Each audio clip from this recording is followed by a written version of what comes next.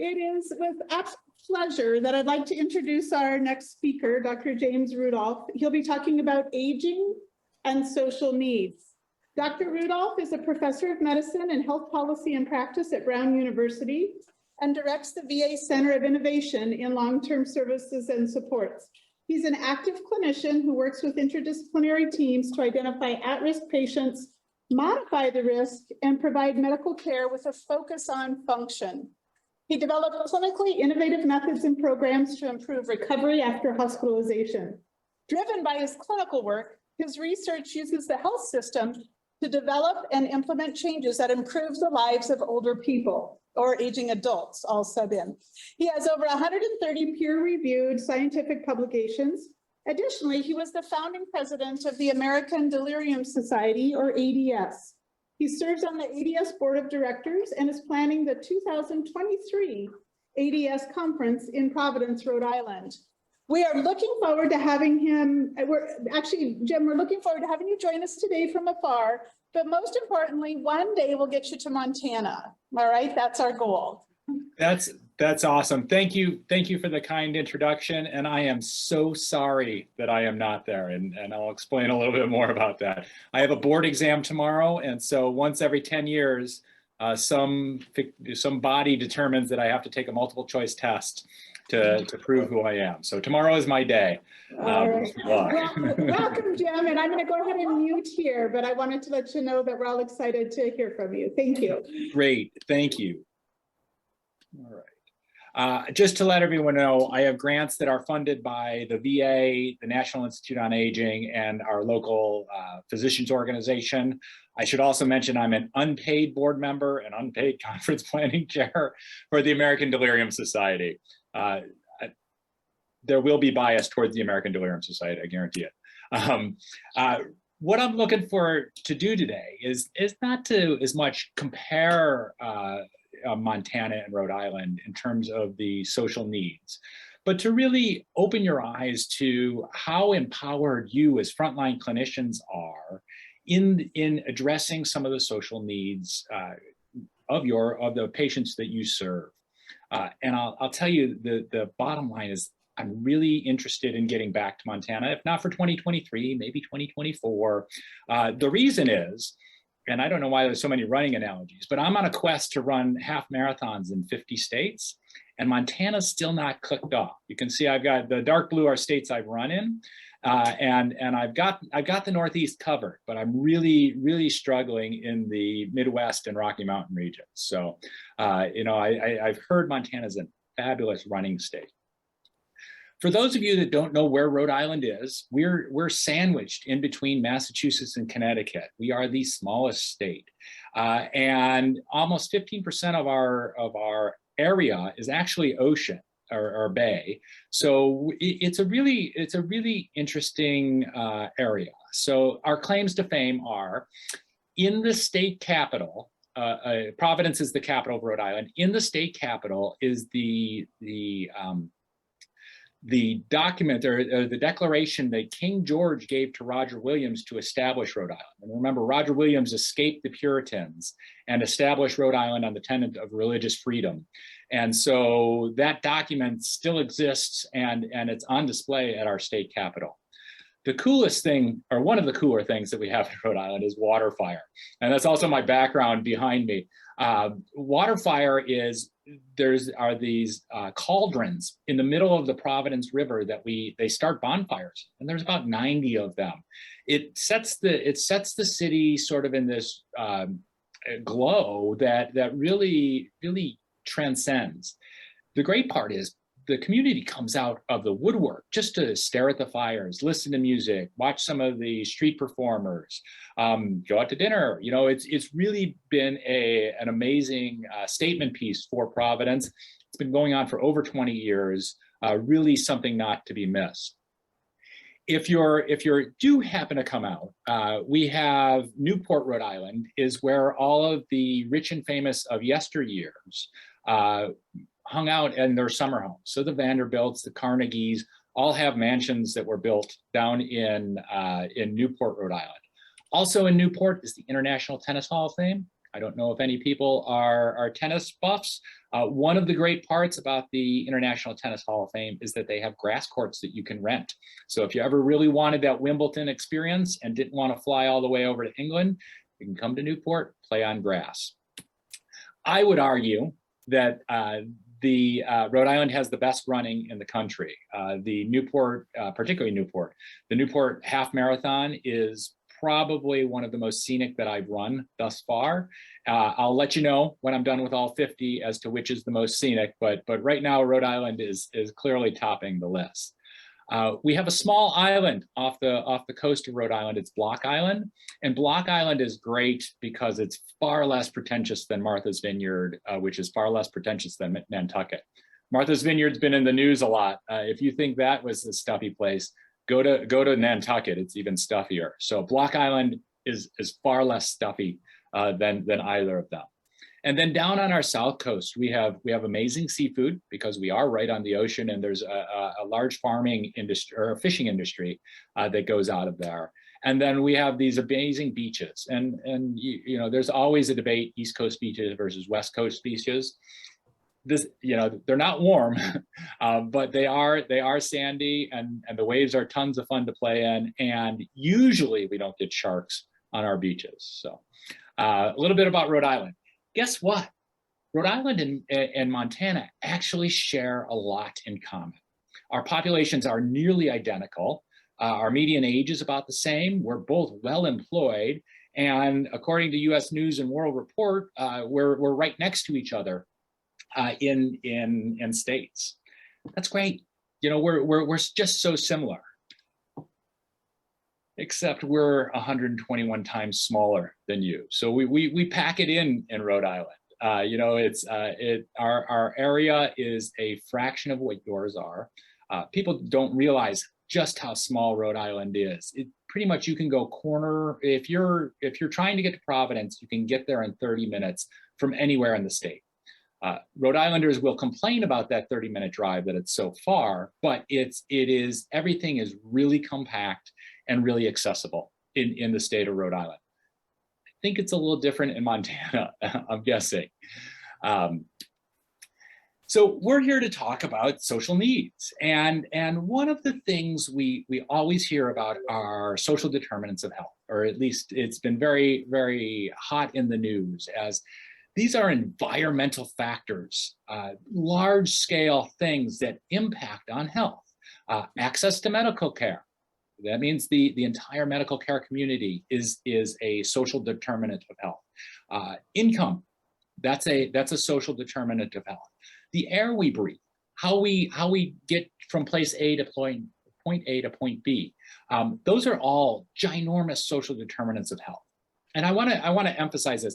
They're on a huge scale. So my office looks out at this sign for the Mega Millions jackpot, and someone just won the Mega Millions jackpot, and it was over $400 million that they won. And you know, that's a huge sum of money, and you go, oh, how big are social determinants? Well, if you took that $400 million and you divided it amongst every person in Montana, each would get about $400 for 1 year. That's a nice chunk of change, and you could take your spouse out to dinner, but it's not going to dramatically change the life of someone who has really dramatic income disparities, and it's only for 1 year that money would be there. So social determinants are much bigger environmental things or environmental factors than social needs. Let's look at some of our social determinants or compare them. You know, in Rhode Island, we tend to earn about $4,000 more per year. We also have a much higher cost of living probably than you do. We have about an equal number at the federal poverty line. We're actually, even though we have that higher income, we have more people who are food insecure. You have a better educated population, and you have more people who own their home. You know, I think that these are the factors in social determinants. Again, it's not what these social determinants can't be addressed by clinicians is what I'm trying to get at. And you say to yourself, great, if we can't address social determinants, what are we doing here? All right, and that's where the part of social needs comes in. So, like all good researchers, I go to our modeling of social needs and our hierarchy of needs. This is Maslow's hierarchy, and I like it because the tip of it is self-actualization, and that is each person gets to determine for themselves how they want to live their lives, what they want to do, how they earn their income, who they want to live the rest of their life with, who their social network is. All of those are self-determined great things. But to get there, there's these building blocks that we need to make sure are whole, so that they're able to make those risks that they need to take for that self-actualization. So we need them to be functioning from a physiologic standpoint. We need to provide an environment that's safe so that they're not struggling every day to go out and forage for food. We need them to belong to a community and feel like they have self-worth, and then develop their self-esteem so that they can, again, take those risks that they would need as they go out and choose their pathway forward. As we age, a lot of those building blocks change. And having heard most of the last discussion or last presentation, I really wanted to ask everyone to use the Ventla platform that we're on and type in your definition of aging. All right, and I'm going to switch screens to get over to that. But see, all right. Any definitions of aging out there? Come on. Remember, I'm a palliative care physician in my spare time, so I'm fairly patient. Someone's got to type one in.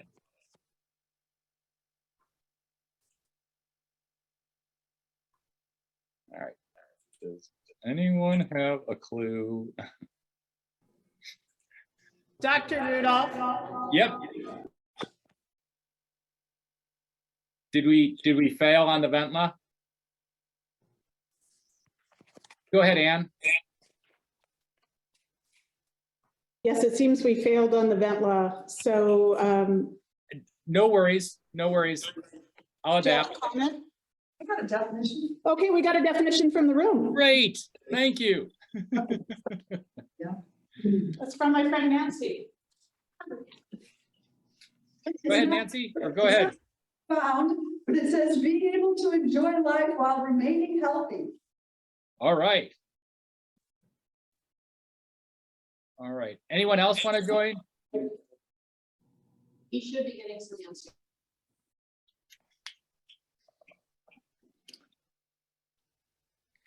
All right. I'm gonna share an off not, but a story. I once was presenting at a Harvard Review conference, and there were 400 people in this audience, and the speaker before me kicked over the cup of coffee onto the keyboard as I was presenting, or just before my presentation. So I've learned to adapt. That's the great part. That's the great part. Enjoying life as life goes on, or as life happens. That's fantastic. We have one more comment. Oh, great. Challenging. Challenging was the answer. Challenging. Got it. Got it. Well, I think that I may have a response to that. Challenging. All right. I think what I hope everyone realizes is that when we ask that question, different people have different answers. So if I were to go out and ask a bunch of biologists, what is the definition of aging? They're going to say that it is accumulated environmental exposures over time, which cause oxidative stress, they cause genetic damage, and result in cellular senescence. Now, that's a ton of big words and everything like that. It's basically having lived for 80 plus years, our DNA gets damaged and our cells slow down from replicating. As a clinician, we see this in a much more physiologic way. The the first thing we see, and the first thing we all experience as we're aging, is reduced resiliency. Resiliency is your ability to bounce back from a stressor. So when I go on a 5K run, my ability to bounce back from that run is delayed. And I'm not 80, you know. I've been experiencing that reduced resiliency for a long, long time from when I was younger. So that ability to bounce back. And what that means is that every time someone gets admitted to the hospital or something, some other insult gets added to it, it takes longer to bounce back. And at some point, we stop bouncing back, and what we experience is a decline in function. During this physiologic time, we also accumulate more and more comorbid diseases. So it's not just hypertension anymore. It's hypertension plus hyperlipidemia plus diabetes. All of this results in increased mortality, so that we see this, that the older population is more and more likely to die from some of these acute insults, or just die from the accumulation of comorbid disease. And probably important in the picture is the reduction in, or the increase in heterogeneity. That is, everyone's different. You know, everyone has, even if you were to look at pill counts of older people, or pill descriptions of older people, some people are on medication for hypertension, some are on for pain, some are on for hypertension and pain and diabetes. And we all become much more unique as we age. Clinically, we also see these patterns of decline. So I hope that this is my pattern of decline. I'm bopping along at a high functional level, and some dramatic event happens and I die in relatively short order. And that's okay with me. In my eyes, that's the best pattern of functional decline. There's also this recurrent comorbid disease where we just get out in this cycle of hospitalization, reduction in function, new comorbid diseases, another hospitalization, or another acute exacerbation of something. And the cycle builds on itself. In this one, you notice that the person doesn't ever bounce back to their previous level of function. While that may be dramatic in this picture, if you think about it from some of from some of the chronic comorbid diseases we have people who have heart failure don't really bounce back to where they were, and they keep on going down this pathway. They bounce back some, but not all the way. Then there's the dwindles pattern, where people just decline in function, decline in function, decline in function, to the point where they're no longer really able to engage in ways that they previously could, and there's no recovery during this type of decline. We see this a lot in people with Alzheimer's disease and related dementias. So while I talk about the physiologic, because that as a clinician is probably what we see most often, what I want to talk today about is the aging of the social pathway. And we don't ever really go on to create a definition for this, but we know that social network changes as we age, particularly as we get towards the later ages. So the social network dies off. I don't know if you're 80 years old, you've already beat out half the population, which means half of your pool of social contacts has probably died off. The social network also ages, right? So while people could come over and help us move and do things with us when they were much younger, as our social network ages, they're less able to engage with us. There is heterogeneity in the social network, so that some people have multiple children, other people don't have any children, or some people have a lot of friends, other people don't have as many friends, and both of those processes contribute to it. There's our efforts at adapting to functional decline, and these are, most people don't go down without a fight, and so they're doing what they can to engage and re-engage in their functional ability. And how they adapt to that is often very unique in that. There's also, I would argue, the palliative side of me says there's a lot of introspection that goes on. way more than that goes on in your teenage years for sure, of looking inside yourself and going, who am I? What have I done? Where am I going? It's much different as we age and we begin to face our mortality. That this goes on, and that changes our behaviors and our social network. All right, let's be very clear. We talked about our social determinant pathway. Our society very much values independence. And we built our infrastructure so that we maintain our independence and really do our society as a whole does our functioning or moves best during this independence. And I'll give out examples like driving. Even in Rhode Island, where we have a relatively robust public transportation system, there's a strong emphasis on having your own transport and being able to get from one place to another. We very much require cognitive independence to pay bills, to shop for groceries, to engage in taking 8 medications on schedule. All of those are high cognitive tasks. We value social independence, where people can recognize that they need to interact with other people and go out and find a place to interact with other people.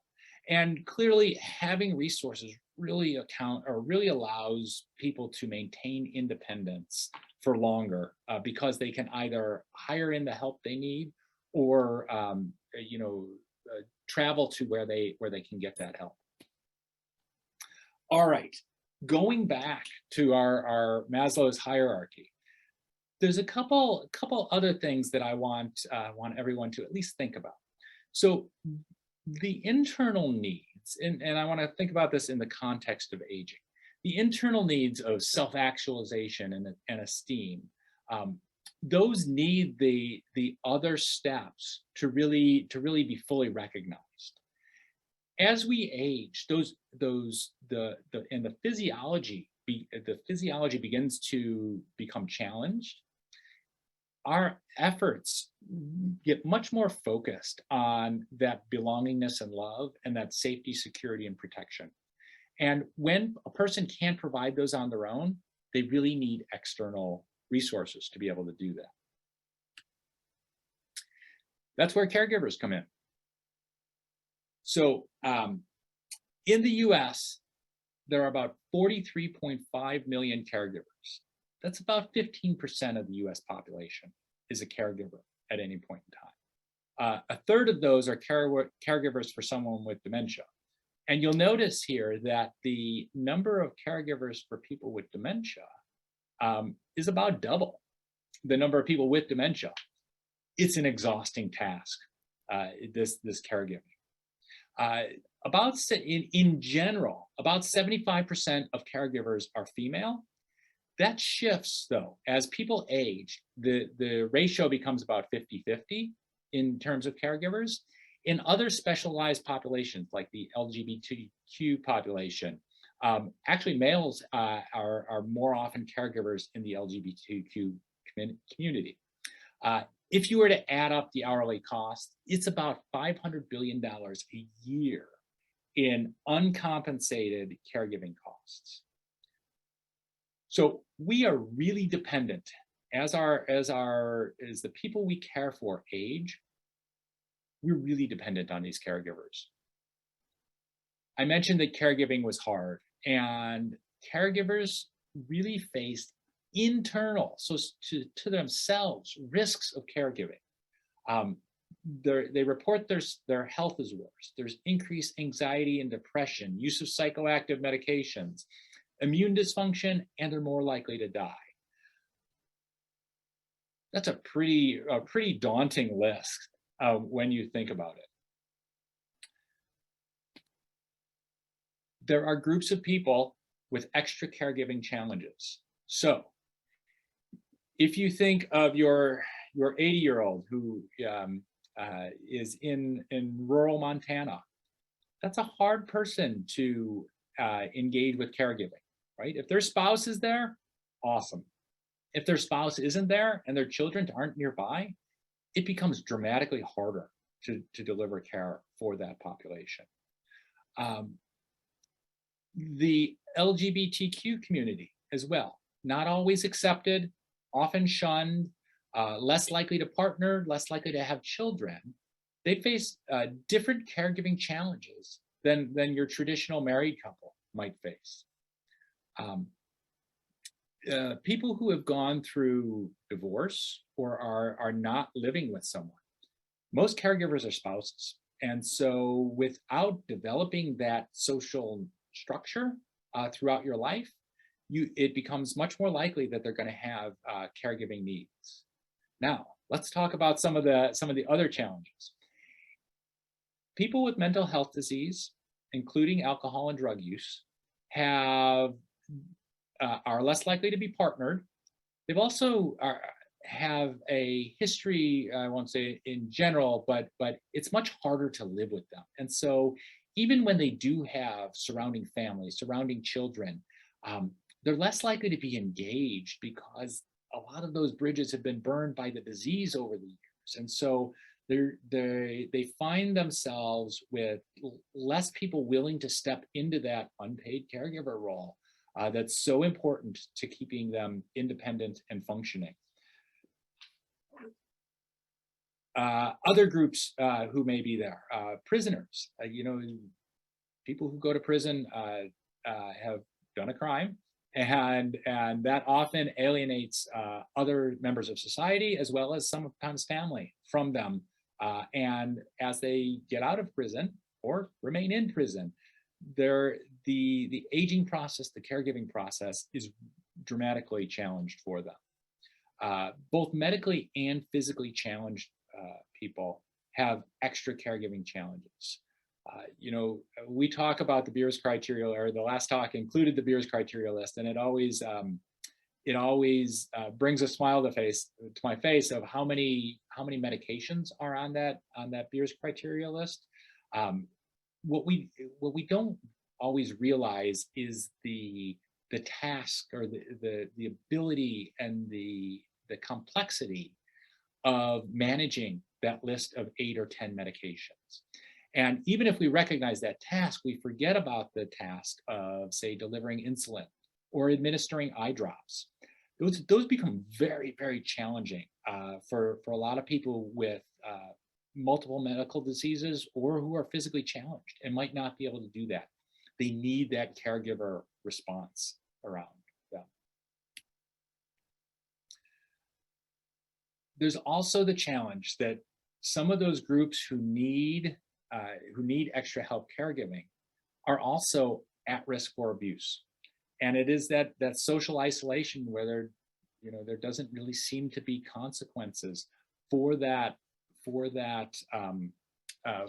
abuse that may go on to do that. As well, caregiving is stressful, and sometimes, most times, we've never really educated caregivers on how to give care.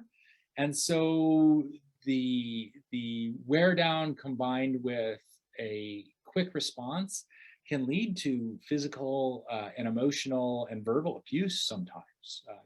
An example might be a patient who has end-stage dementia, and someone's trying to give them a bath, and they're fighting the bath tooth and nail. And there's not much difference between a block of a punch coming to you and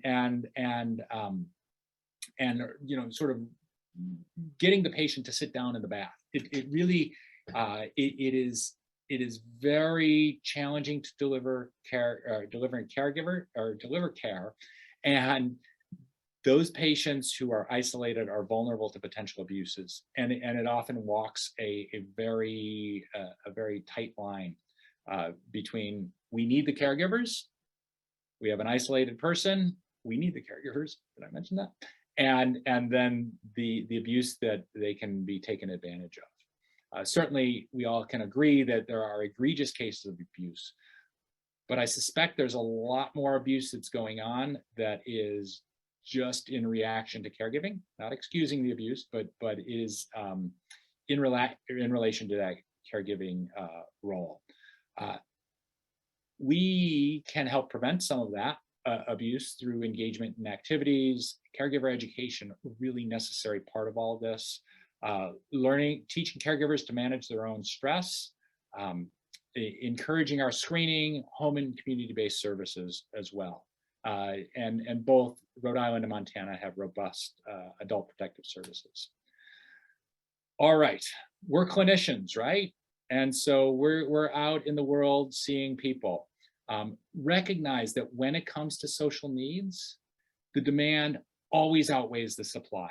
That there are more social needs in the world and unmet social needs in the world than I as an individual provider can provide. And it will wear me down if I try to manage every social need of every person. And so what do? Right? We do the best we can. We strive every day to provide the care we can and connect people with the services that are available and unique. We can't do it for everyone. We can do it for maybe one person, but as I showed the data, we need right now we have about 2 caregivers for every person with dementia. We also need to recognize the needs of every person are unique in this. You know, some people need help with transportation, some people need housing, some people need help with their medications.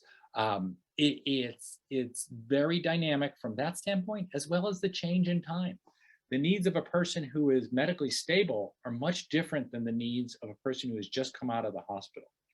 And we're all in resource limited environments, right? I'm a small state, you're a small state. We just don't have all of the resources at our hands to meet those needs. And a lot of this is out of our control. I would love for everyone to have enough money to be able to afford food, afford housing, afford medications. I don't have that money. I don't have it within my power to generate that. So it's really crucial that we understand that our role has extreme limitations in what we can do. And so what I would encourage you to do is center yourself. All right. I like to run really early in the morning. And this is sunrise at a pond by my house that I just happened to be running past. And I don't usually actually carry my phone, but this morning I had my phone, and it was just awe-striking to be there in that moment. It didn't last, right? The sunrise, the sun kept rising, and the situation changed, but it allowed me to be there in that moment. And I think that that's really important for us as clinicians and caregivers and people who interact with older people to recognize, just enjoy being there in the moment, because the entire situation is going to change pretty dramatically in the near future, regardless of what we do. There are some things you can do along the way. And the first thing you can do is ask about social needs. You know, it's really important to help people know that they're cared about. Just that mere act of asking helps our people, the patients we care for, understand that we understand the difficulty of the aging process and how to get through that. The second part is understand what's available in your community. Now, I can create a list for what's available in Rhode Island, but the list that's in Montana, and particularly some of the rural communities in Montana, may be dramatically different than what's available in your area. So I wanted to, as technology has failed me, right? I wanted to throw out a quick case for discussion, and we can come off of mute and have this discussion. Ask your question, then go back on mute. But here's a situation or a patient that we cared for. So Mr. J, he's an 80-year-old widower, and he has a history of hypertension and obesity and arthritis. And you always remember him, he sticks out in your mind because he always comes to clinic in a suit and tie, or a jacket and tie at the very least. And you knew he was a hard worker because his hands were ginormous and they were always calloused. You really, when he shook your hand, it was gentle, but you knew he was stronger than you. He missed a couple appointments, and you work with your staff to get him in, and you had to really be creative in how you get him to clinic.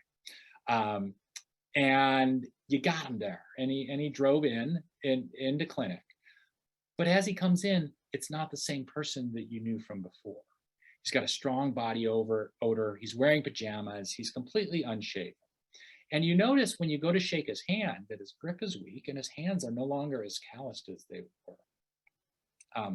He appears thinner than you. So there are a lot of alarm bells that go off as a physician in this area. Does he have advanced cancer? What's going on?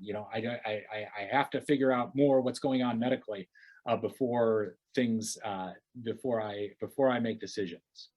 So here's an example of the Rhode Island response to this, right?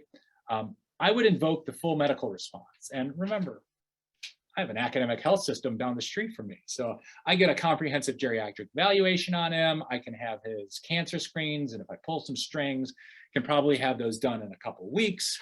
I could get him for a full neuropsychological evaluation. I can have him seen by dermatology to understand if there's other issues going on. I'd order a VNA consult for home safety evaluation. We have a robust Meals on Wheels program. I would also, at this point in time, as a mandatory reporter, report him to our Healthy Aging hotline, and that would invoke state responses, which would include both wellness check. He'd be eligible for senior housing. We have a relatively robust senior housing system in Rhode Island. And in Rhode Island, also, there is a robust both volunteer and state-funded transportation to medical appointments network. I would go out and look at his truck. Everyone knows everyone else in Rhode Island, so I'd probably give his children a call and just say, hey, what's up? And because everything's only 30 minutes away in Rhode Island, I'd go drive by his house and see if there was disrepair in the house and potentially do a home visit. I suspect that's not possible in every person in Rhode Island. Again, resource-rich environment in a really small state. So the question I have for everyone is, what's the Montana social needs response? How would you respond to Mr. J's needs?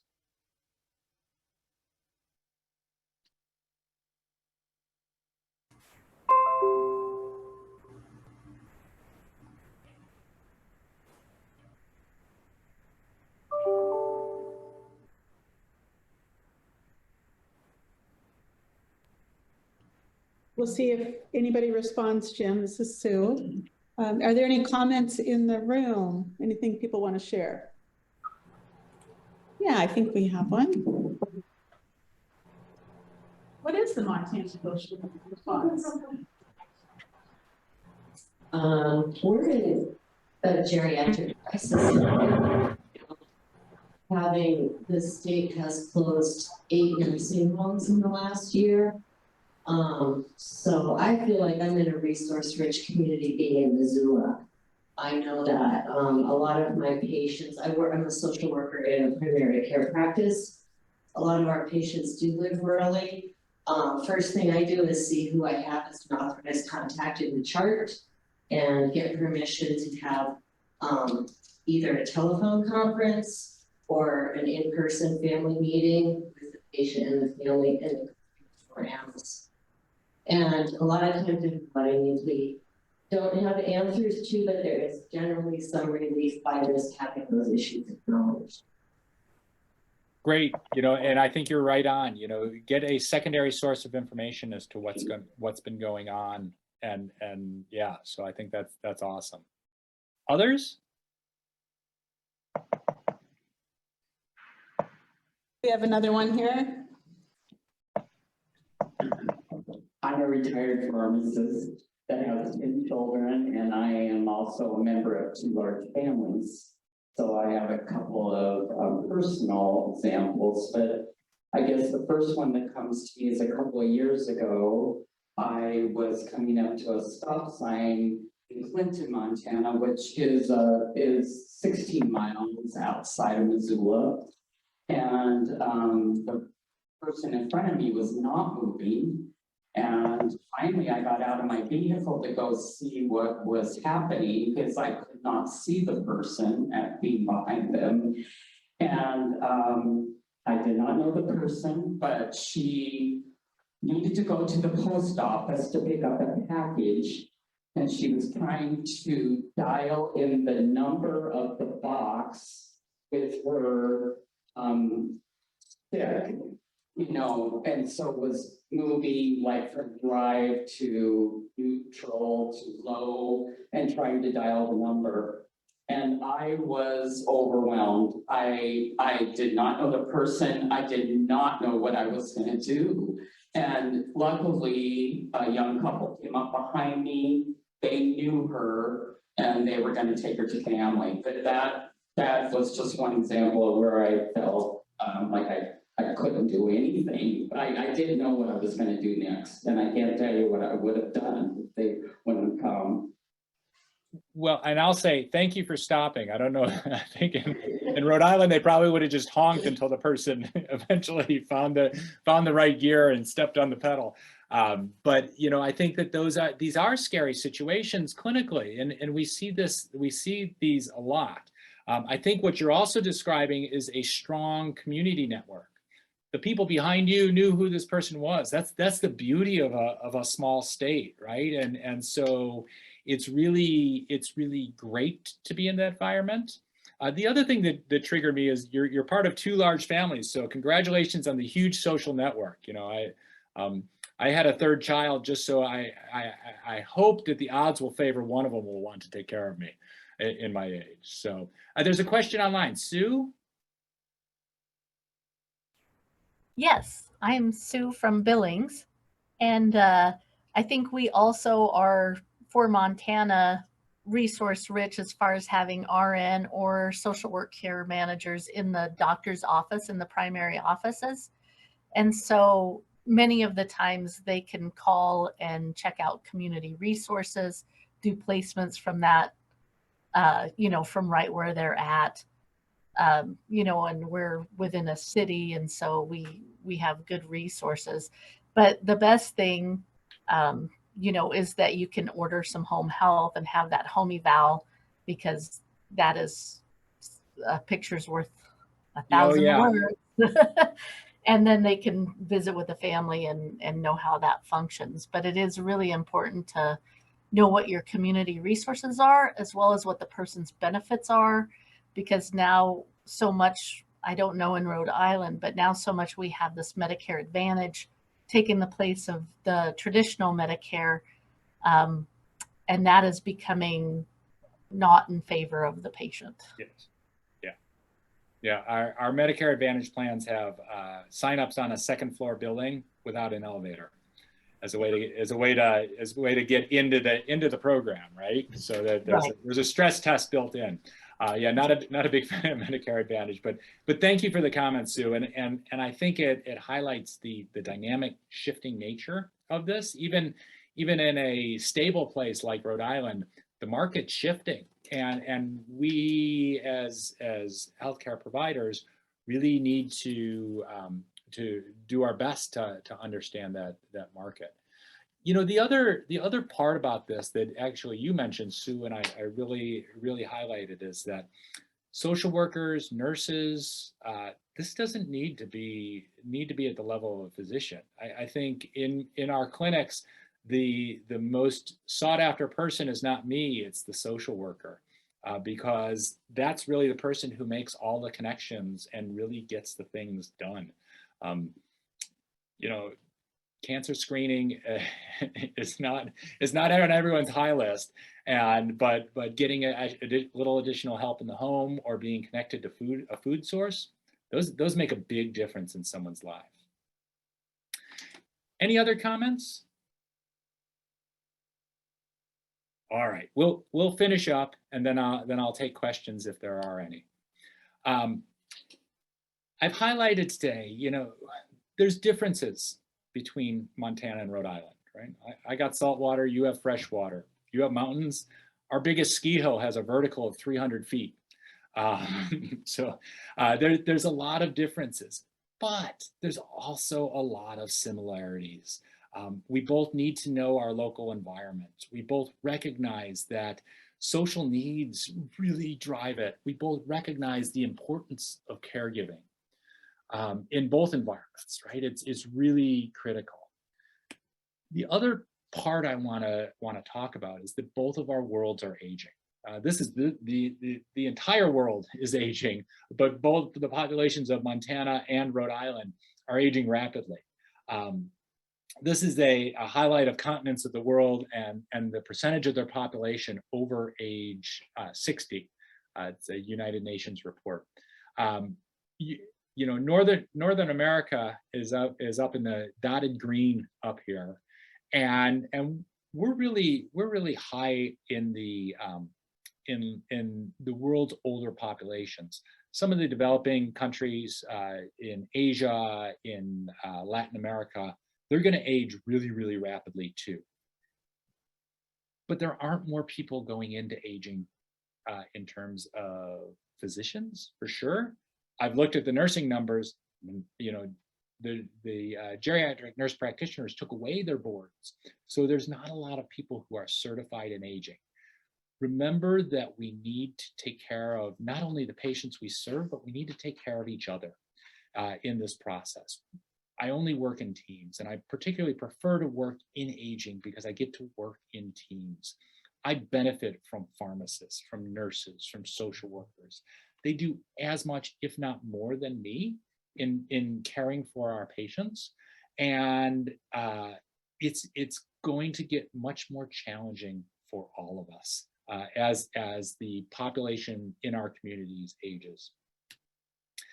The final thing I'll leave you with, and this is in the handouts, is these are links to some of our work on social needs. And I wouldn't be a good Ivy League professor if I didn't leave you with a ton of the work that we're doing. Know that I am just a coordinator of a lot of this work, and that I work in an army of people who are really devoted to aging, really devoted to social needs, and really trying to make a difference in how we care for these people. And so with that, I am going to invite you, if you're ever bored or need an excuse to get to Rhode Island, June 11th through 13th, we're hosting the American Delirium Society meeting. And I'm very, again, great place to visit in the summertime, although I'm sure Montana is hard to leave in the summertime. Any other things come up, let's have a discussion. Perfect. Thank you, Dr. Rudolph.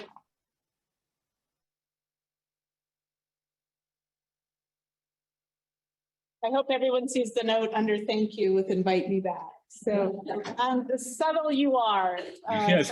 for sure. Subtle like a sledgehammer, right? Yeah. Dialogue box of that dialogue section, folks have entered a lot of the answers to the questions you posed. It seems like we were just a couple of minutes behind. So when you get a chance, peek at those. But now we can certainly take some questions. We have about 10 minutes before our next speaker.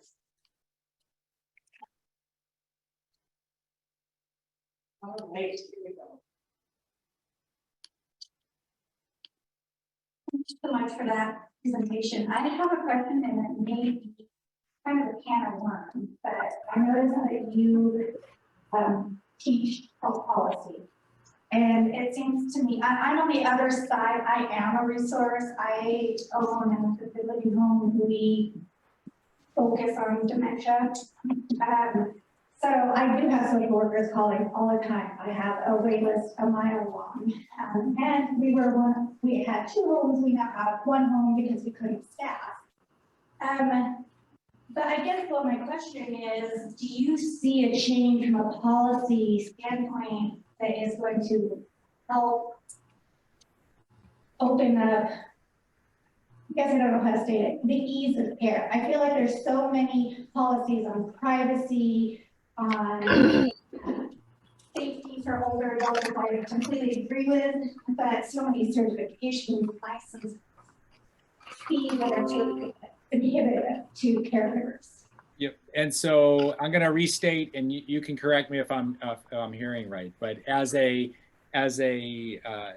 owner and operator of a facility that cares largely for people with dementia, you're seeing a series of rules and restrictions that actually are working counter to being able to provide seamless care. correct.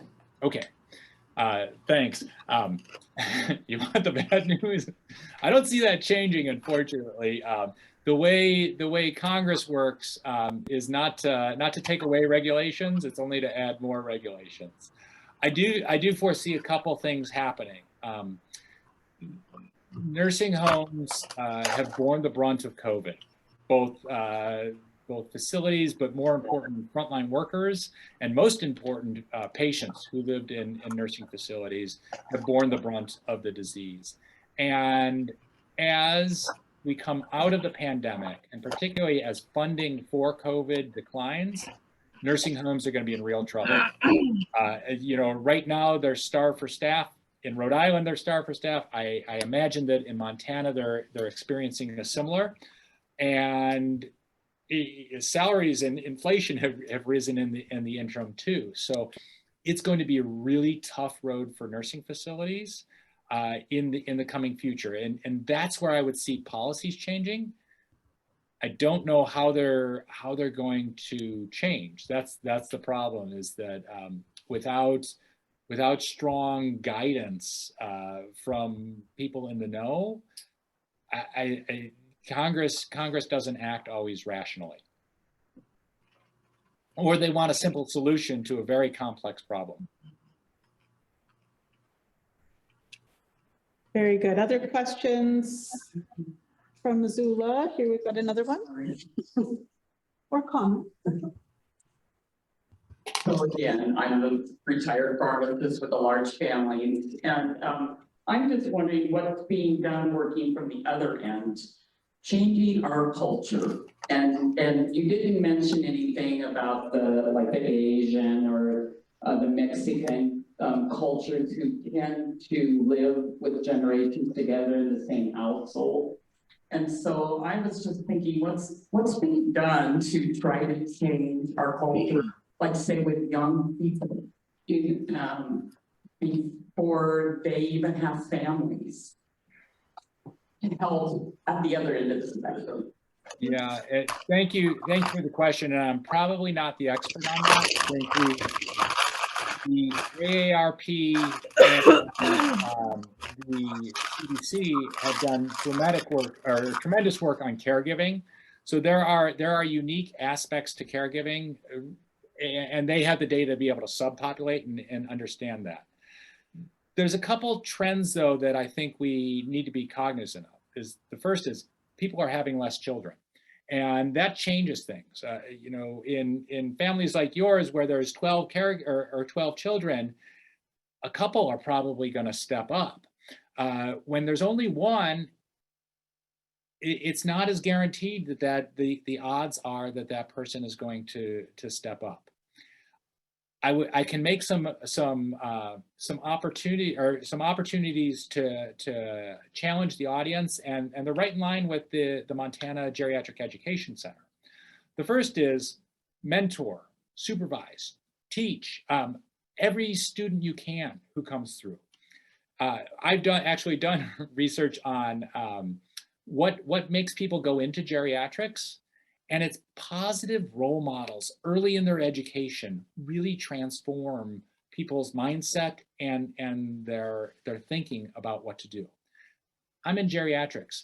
Had I gone into cardiology, the training time would have been exactly the same, and my salary would be double what it is, right? I went into this because I love it, because I love my grandparents, and because I really saw an opportunity to make a difference. I think that we as clinicians should be relishing the chance to teach students, regardless of who they are, whether it's a PharmD student, whether it's a nursing student, a social work student. We need to be teaching them all about the beauty in what we do in aging. So, both delivering clinical care, the research side, there's so much opportunity. And there just aren't enough of us going into this field. So I would encourage everyone in the audience to get engaged with the Montana Geriatric Education Center and really expand your clinical duties to include that opportunity to inspire the next generation. Very well said, especially as a faculty member on campus in the interprofessional education that we engage in, and promoting clinicians and sites around the state and region to take students for all these reasons. Jim, thank you. Other questions or comments? I'm from Billings. Can you hear us? You Yes. can. Okay. The question is, do you have any suggestions for managing mental health issues? That's a, do you want that? My textbook is about no. I think the question probably retains around the combination of changes in mental health that happen with age combined with dementia, and it's a really challenging issue in terms of how to best deal with it. I suspect that's the root of the question because it's usually one of the harder things to manage clinically. The brain's a changing environment as we age, just like it is when we're growing up. As we're growing, our connections aren't formed. As we age, our connections are sort of deforming or more hardwired. I think the big things to recognize are, first, center yourself. You aren't going to fix this. Second, our treatments, they're okay. They aren't great. They don't always work, and we need patience to give them time to work. I think from my standpoint, what we see too much is give someone something, oh, it didn't work, by the next morning at 8 o'clock, therefore we need to try something else. That's certainly an inpatient response, but even on the outside, sometimes we really need to give the medicines the opportunity to work. The final part about that is don't go it alone, and use the team around you or develop a team around you to help support those support both yourself as you care for that person and that person as they're going through those difficult times. Remember, I'll give you the example of my mother-in-law who had advanced dementia and was in a memory care facility. We tried like heck to keep her home, but we just couldn't. And at the memory care facility, she would fight with staff every morning. Her dementia was really bad, but she would fight about getting up and getting dressed. And finally, a series of medical events happened, and we were lucky enough to get her onto hospice. And a hospice volunteer came in the morning, 6 mornings a week or so, and would sing. That's all the hospice volunteer did. She would sing. And my mother-in-law never needed another medication. It is often our approach to that. And rather than go in with I need to get you up and give you a bath because that's what's required, to step back and change our perspective a little bit. And really, I think that can have dramatic impact. Again, it wasn't my profession. It was really that hospice volunteer that saved her. So, okay, I'm out of time. I've talked too much. Thank you all. Enjoy your conference and be nice to older people. Thanks.